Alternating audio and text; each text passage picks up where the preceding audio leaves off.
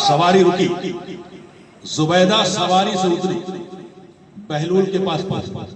कहा बहलूल क्या बेच रहे हो? कहा जन्नत के घर बेच रहा हूं। क्या बेच रहा हूं? जन्नत के घर। जुबैदा ने कहा कितने में बेच रहे? कहा 500 दिरहम। जुबैदा ने 500 दिरहम निकाले, बहलूल को दिया और जन्नत का एक घर लिया, लेकर चली।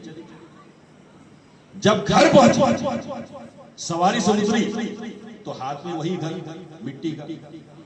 महल में दाखिल हुई, हारून रशीद की नजर पड़ी तो ताज्जुब से देखकर कहा ये क्या है? बीवी के हाथ में जब मिट्टी का घर देखा तो कहा ये क्या? कहा जन्नत के घर, जन्नत का घर, जन्नत का घर। कहा तुम औरतें भी अजीब, भला ये मिट्टी का घर जन्नत कैसे हो सकता है? अच्छा ये बताओ कहां से खरीदा? का बाहर बहलूल से खरीदा है। का कितने में खरीदा? का 500 दिरहम। बात खत्म हो गई। जुबैदा अपने हुजरे में, बादशाह अपने हुजरे में। रात हुई, खा पी कर दोनों सोए। रात ख्वाब में हारून रशीद ने देखा, तवज्जो रखिएगा, कि मैदान महशर का मैदान सजा हुआ, एक तरफ जन्नत है, एक तरफ जहन्नम है। हारून रशीद ख्वाब ही के आलम में जन्नत की तरफ टहलता हुआ गया, देखा हर घर पर किसी न किसी का नाम लिखा हुआ। टहलते टहलते आगे बढ़ा तो देखा जन्नत के घर पर लिखा हुआ हाज़ही बैतु जुबैदा,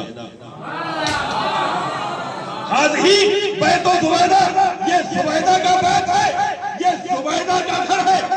हारून के दिल में ख्याल आया मेरी ज़ौजा का घर है, दरवाजे तक आ गया हूं तो क्यों ना घर को देखता चलूं। तवज्जो दाने मोहतरम, क्यों ना घर को देखता चलूं। ये सोच कर जुबैदा के घर के पास आया, महल के पास आया, दरवाजा खोला, अंदर दाखिल होना चाहता था कि फरिश्ते ने पढ़कर रोक दिया। कहां जा रहा है?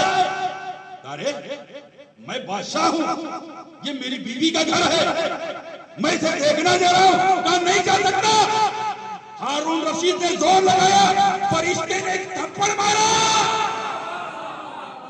थप्पड़ का मारना था, आंख खुल गई, नींद से बेदार हो गया।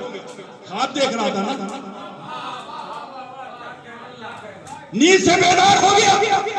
कुछ समझ में आया, थप्पड़ खा गया। थप्पड़ से पहले समझ में नहीं आया था कैसे कैसे सुबह हुई।